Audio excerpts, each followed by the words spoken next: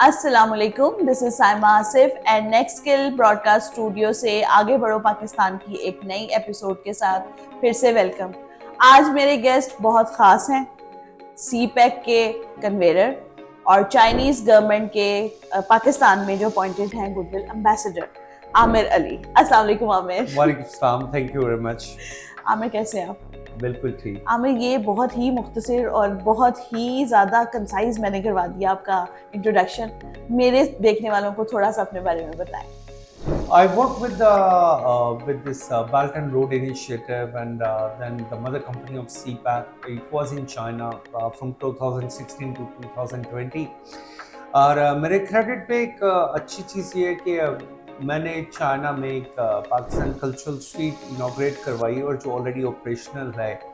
और ये शायद एक ऐसी चीज़ है और वो पाकिस्तान कल्चरल स्ट्रीट ऐसी है कि जहाँ पे हम पाकिस्तान की प्रोडक्ट्स को एज अ डिस्प्ले लेके जा सकते हैं without any paying any additional cost, और लेकिन एसोसिएशन लेवल पे। ये मैं हमेशा बात ज़रूर कहता हूँ, not on individual level but on association level. इसके अलावा भी बहुत कुछ है, but let's start up with the programme कि मैं एक प्रोग्राम होस्ट भी करता रहा हूँ economy based, and it was the only and the first program which was totally based on economy, and it was titled the global economy with Amir Ali.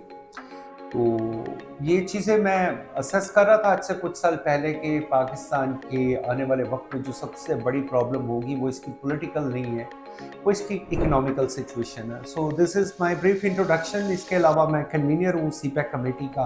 Aamir, मुझे ये बताएं कि जिस तरह हम इस वक्त अल्फा करीम टावर में बैठे हैं, आपको पता है आईटी से रिलेटेड ही हमारा इंस्टीट्यूट भी है नेक्स्ट स्किल। मुझे थोड़ा सा बताएं, क्योंकि मोस्टली हमारे जो ऑडियंस है वो आईटी से रिलेटेड ही है। तो पाकिस्तान में अब ये जो आईटी का पार्ट बन रहा है उसकी बड़ी एक हाइप क्रिएट हुई हुई है, थोड़ा सा उस पर तो ज़रा टॉर्च लेके रोशनी डालें। जी बिल्कुल, ऐसा है कि सिलिकॉन वैलीज दुनिया में ना 50s में बनना शुरू हुई। हम बार बार एग्जांपल उसी की दी जाती है जहाँ वो दुश्मन होता है या दोस्त होता है। तो भले ही हम अपने दुश्मन की एग्जांपल दे रहे हैं कि उन्होंने 58 में अपनी पहली सिलिकॉन वैली बनाई, और उसका इमीडिएट इफेक्ट ये हुआ कि आज वो पूरी दुनिया में सॉफ्टवेयर और आईटी प्रोफेशनल्स एक्सपोर्ट कर रहे हैं अपनी आईटी की। अगर उनकी आईटी की डिपेंडेंसी देखी जाए उनकी इकोनॉमी पे, तो it is for $287 billion exactly. हम बहुत सारे फॉरम्स पे मैं बात करते बड़े बड़े लीडरों को देखता हूँ, बहुत से इकोनॉमिस्ट को देखता हूँ, या बहुत से हमारे जो ट्रेडर्स विंग के वो कोई फिगर 200 बोल रहा होता है, कोई कुछ बोल रहा होता है। Anyway it is a $287 billion official export. तो ये एक फ्यूचरिस्टिक अप्रोच है। हमें ये दिखना चाहिए कि हमें पाकिस्तान इज ऑलरेडी लेट। हम हमेशा कहते थे पाकिस्तान में टैलेंट है, टैलेंट है, टैलेंट है। टैलेंट के साथ एक चीज का होना बहुत जरूरी है और वो है अपॉर्चुनिटी। अपॉर्चुनिटी है या नहीं है, इस पे बात करनी चाहिए। Don't talk to me about the talent. Talent है, लेकिन आप उस टैलेंट को कैसे यूज कर रहे हैं, ये हमारी प्रॉब्लम है। अभी नवाज शरीफ आईटी पार्क एक इफ्तिताह हुआ, ठीक है, it is name Nawaz Sharif IT park. कोई नहीं, इसको ऐसे ही चलने दें, इसको आगे बढ़ने दें। अच्छा काम कोई भी कर रहा है, अच्छा काम कोई भी कर रहा है, इसको आप आगे बढ़ने दें। लेकिन उसमें अभी तक 6 MOUs हुए हैं। उन 6 MOUs में मैं जो चीज कहना चाहता हूँ कि वो MOUs हैं अभी तक, memorandum of understanding. Memorandum of understanding is always a piece of a paper. आपको जो चीजें बढ़ाने की जरूरत है, because I am concern with China and I have some experience to work with the Chinese and also with the Chinese government. So what I will suggest you, and I will force it with my opinion only, that China have a lot of opportunities for the IT professionals. Ab China is also providing jobs. Now Chinese are not the job seekers, they have become the job providers.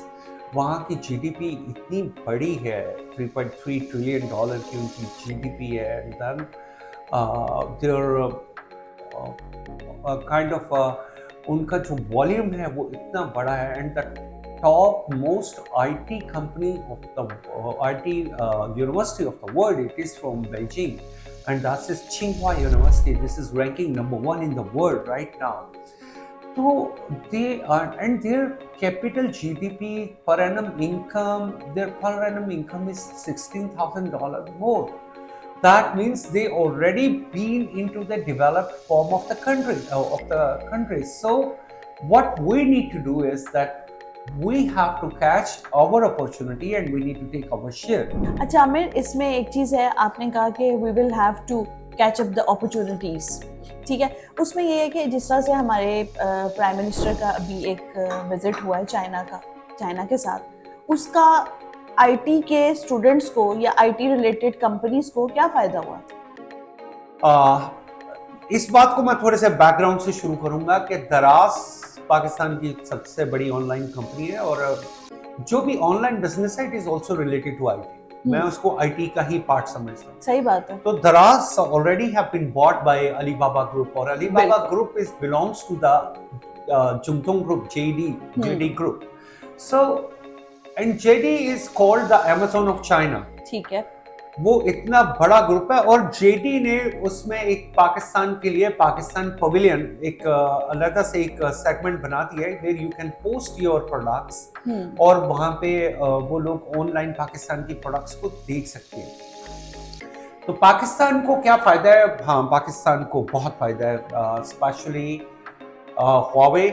ह्वावे ने पाकिस्तान में अपना एक cloud centre बना दिया है और ह्वावे दुनिया में क्लाउड, यानी कि जैसे क्लाउड प्रोवाइड करती थी एप्पल, इसी तरह एक क्लाउड प्रोवाइड कर रही है ह्वावे, जहाँ पे आपका डाटा स्टोरेज और डाटा जो है वो रहेगा। तो ह्वावे इज इनटू दैट बिजनेस और ह्वावे ने पाकिस्तान में ये सेंटर बनाने के साथ यहाँ पे वो निकाल रहे हैं, यानी कि जॉब अपॉर्चुनिटीज प्रोवाइड कर रहे हैं लोकल्स को कि वो यहाँ से सीख के या उनकी कंपनी से सीख के they want to jump into this business. और इस बिजनेस में उन्हें बहुत से आईटी प्रोफेशनल्स की जरूरत है। तो व्हाई नॉट हम लोग आईटी प्रोफेशनल्स और सही आईटी प्रोफेशनल्स पैदा करें। I call the IT professional as a skilled labour. Yes. अच्छा, ये अब आपने खुद ही शुरू कर लिया, तो मुझे can you define this terminology skilled labour? क्योंकि जो स्किल्ड लोग हैं वो बड़ा माइंड करते हैं कि भाई हमें लेबर के साथ एसोसिएट किया जा रहा है। लेबर का मतलब तो काम करने वाला होता है और स्किल्ड लेबर का मतलब होता है कि माहिर कारीगर है और इसमें और कोई भी लफ्ज जो है वो छोटा नहीं होता और आपका काम छोटा या बड़ा हो सकता है। मैं ऐसी एग्जांपल्स दे सकता हूँ कि जब हेनरी फोर्ड को कहा गया था कि how you are working, he said I'm working with my labor as a labor। तो उसने ये नहीं कहा था कि I'm working with my staff as a boss। So मुझे कोई कहे yes I am also into this business, मैं एक काम कर रहा हूँ और इससे मुझे कोई शर्म की बात नहीं है। बिल्कुल। आप रिजल्ट ओरिएंटेशन की बात करें, वर्ड्स की बात मत करें। ये वर्ड से खेलना, लफ्जों से खेलना, ये बड़ी बचकाना बातें हैं। बिल्कुल। हमें आगे बढ़ना चाहिए। हाँ, अब मैं आपको ये एरिया बता सकता हूँ, वो ग्रे एरिया जहाँ पे पाकिस्तान को काम करने की जरूरत है। I can introduce some universities from China to Pakistan and then can do like this, that they can have the half course in Pakistan and half course in China, and their degree can be attested and they can get their degree from the Chinese university, and this will provide them a lot of opportunity not only in Pakistan, also in China and also in the rest of the world। और फिर दुनिया में freelancing, अब जो बार बार कहा जाता है, मुझे किसी ने एग्जांपल दी कि इस वक्त बांग्लादेश में 6 मिलियन फ्रीलांसर्स काम कर रहे हैं। Okay, that's very good. 6 million freelancers अगर $200 भी कमा रहे हैं तो वो उनकी इकोनॉमी में $1200 बिलियन इंजेक्ट कर रहे हैं। बिल्कुल। हमारी जो एक्सपोर्ट्स हैं आईटी की, वो शायद इस साल को $2-2.5 अरब के करीब गई हैं, लेकिन still we have a huge gap, बिल्कुल। and we have a lot of potential in this area। It's not only to set up a call center here, but you need to set up the software parks, Even I will request to the government, it's not only you have to go for the software parts, you also need to go to the hardware side. आपको उस पे भी काम करने की बहुत जरूरत बहुत जरूरत। अच्छा आमिर, आपकी माशाल्लाह बहुत ज़बरदस्त कम्युनिकेशन स्किल्स हैं खुद की भी। तो अब मुझे बीइंग एन आईटी पर्सन, मुझे थोड़ा सा ये चीज़ें फेस करनी पड़ती हैं कि हमारे जो बच्चे हैं उनमें बिजनेस कम्युनिकेशन स्किल्स बहुत वीक है। ठीक है, डिग्री तो एक साइड पे आप रखते हैं लेकिन कम्युनिकेशन भी बहुत वीक है। आप क्या सजेस्ट करेंगे कि बच्चे अपनी कम्युनिकेशन स्किल्स को कितना बेहतर बनाएं? ये जहन में आपने रखना है कि हमारे जो बच्चे हैं they are mostly introverts right now. मैं रिसेंटली एक सेशन था मेरा और this was a question answer session and there was a university there were some university students with international relations and I provided them a briefing for like 80 minutes और उनके जो HOD थे वो कहते कि I'm very inspired with your inspiration. Okay. So I asked that students, about 35 students, do you have any question? Nobody raised his hand. I asked this question again, do you have any question? That's the sad part of our youth. And they did not raise their hand.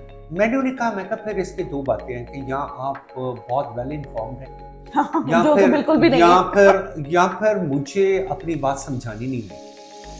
और अगर आपको geopolitically आप international relation से हैं, अगर geopolitical situation पे आपके पास एक भी क्वेश्चन रेज करने के लिए नहीं है तो it means you are very very very very intellectual, very intelligent. तो मुझे उस वक्त बेसिकली दुख हुआ और मैंने उस दुख का इजहार किया, मैंने HOD से उस दुख का इजहार किया। मैं कहा that means you did not train them well.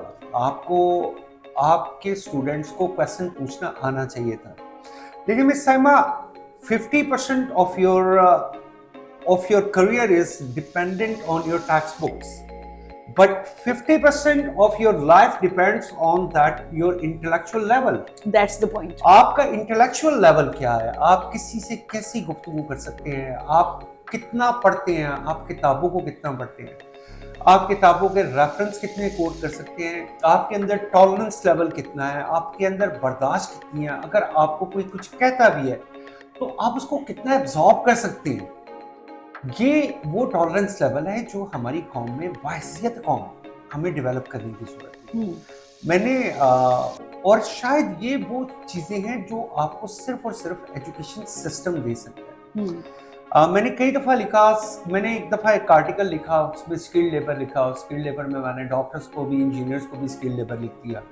तो कुछ ने तो तनकीद की लेकिन बहुत से ने बहुत अप्रिशिएट किया, बल्कि ये कहा कि मेरा हमेशा मौक़िफ़ ये रहता है कि आप मैन पावर एक्सपोर्ट कर रहे हैं और मैन पावर एक्सपोर्ट कर रहे हैं किन कंट्रीज में, बट वो प्लम्बर जो वहाँ पे एज अ प्लम्बर जॉब लेने जा रहा है, क्या कभी उसने ये चेक किया है कि किसी ऐसे नेफ्टा टेफ्टा फलाना या कोई ऐसी प्राइवेट जो डिप्लोमा कंपनी जो प्रोवाइड करती है, वहाँ से उन्होंने कोई 2 महीने का 1 महीने का कोई डिप्लोमा कोर्स किया हो? कोई ड्राइवर ऐसा है कि जिसने ड्राइविंग स्किल सीखती हैं, उसके बाद किसी स्कूल से, इंस्टीट्यूट से और इसके अलावा carpenter and there are a lot of other areas.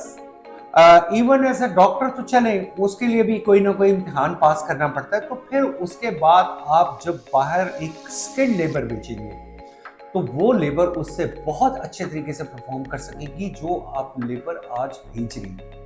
तो मेरी हमेशा ये ख्वाहिश रहती है, same it is like that, अगर आपने IT प्रोफेशनल्स भेजनी है, नंबर 1 उन्हें यहाँ पे ट्रेनिंग दी। IT एक ऐसा एरिया है कि जो बड़ा नेचुरल टैलेंट है।